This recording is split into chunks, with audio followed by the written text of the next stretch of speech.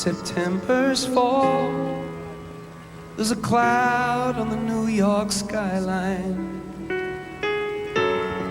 Innocence dragged across a yellow line. These are the hands that built America. These are the hands that built America.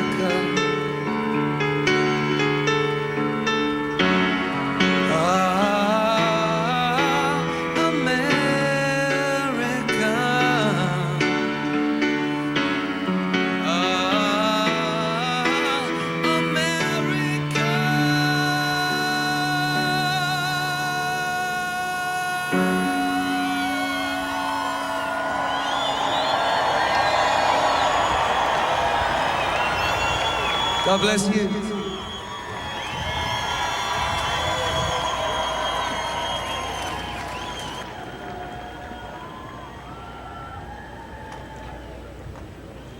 Ladies and gentlemen, Senator Hillary Rodham Clinton.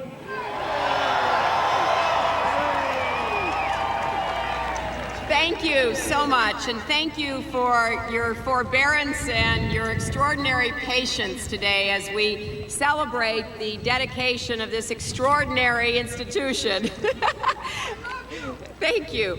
Well, I'm going to cut my remarks short, and you can read them all on the ClintonFoundation.org website.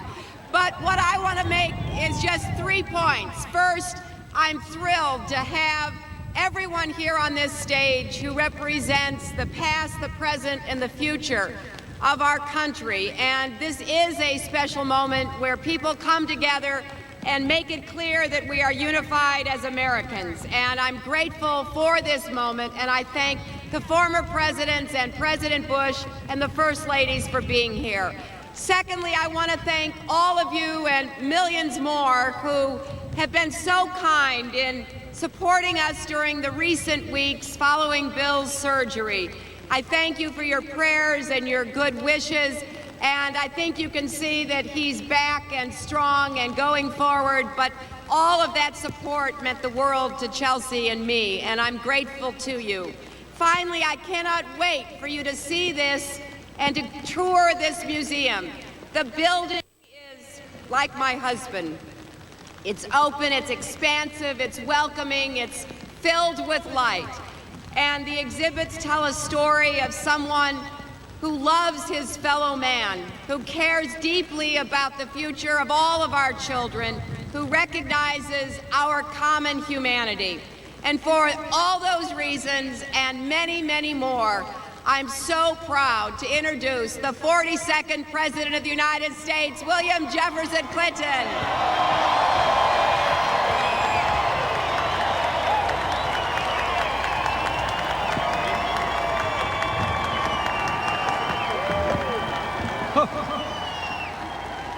Well, ladies and gentlemen, if my beloved mother were here, she would remind me that rain is liquid sunshine,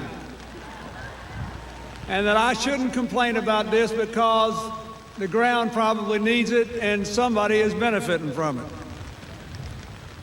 Mr. President, Mrs. Bush,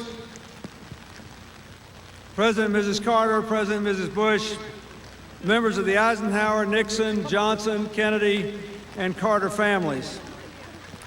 To the vast number of members of Congress and former members of Congress here, I don't know where they are because you're all in ponchos, but there they are. There's a huge group from Congress, and the President sent 4 planes down, and I thank him for that.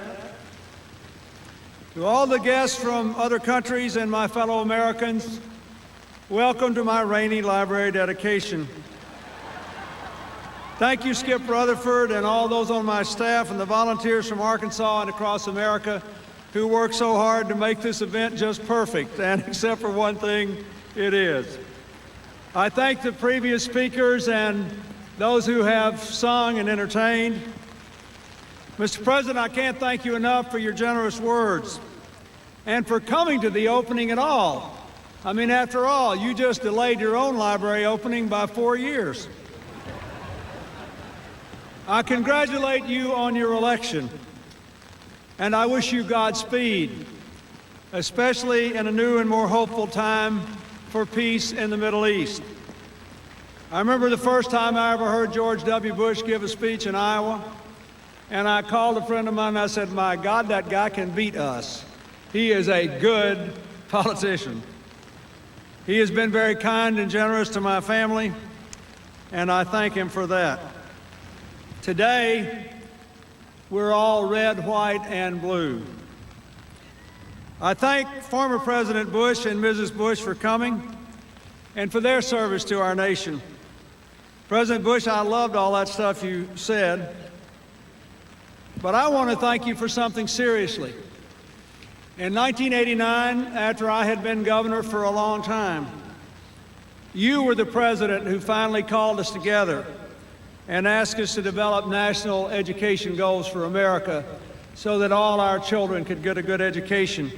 It was the beginning of a serious reform effort which I tried to carry through and which I know President Bush has tried to push.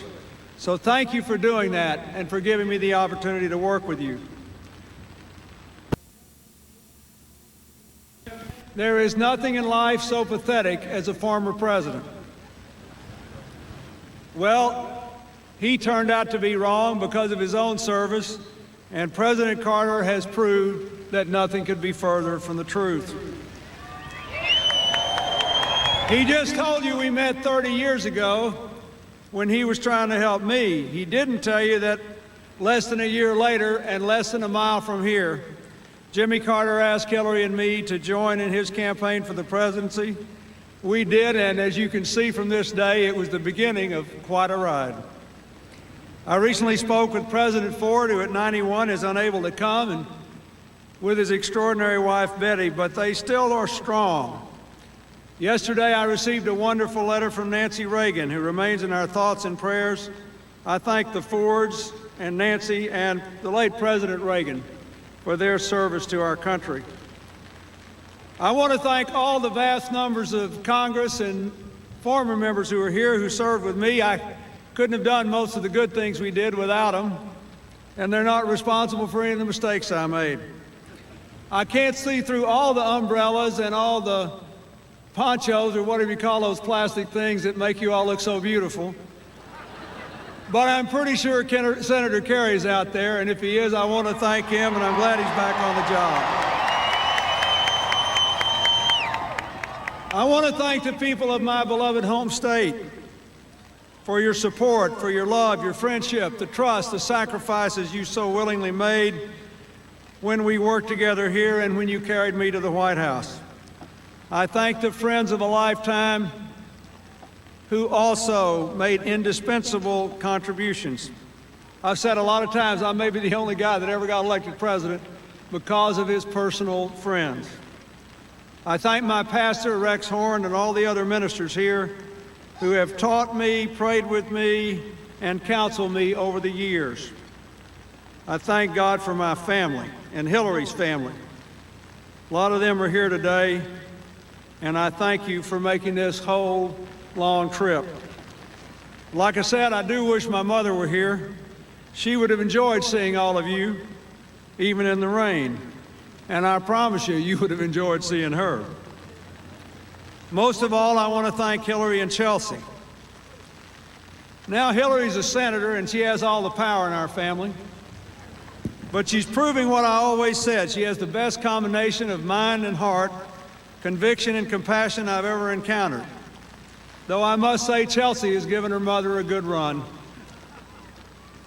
Chelsea, your life and our love for you gave meaning to our public service. They made the presidency the second most important job I ever had. I love you both so much. Thank you. And let me lastly thank the people who have contributed to and built this library, the School of Public Service, and the foundation. My staff, my former staff, the board, the architects, the exhibit designers, the landscapers, the contractors, the 1,500 people who put this building up, the city and state officials who supported it. I thank especially the architects, Jim Polchek and Richard Olcott, Ralph Applebaum.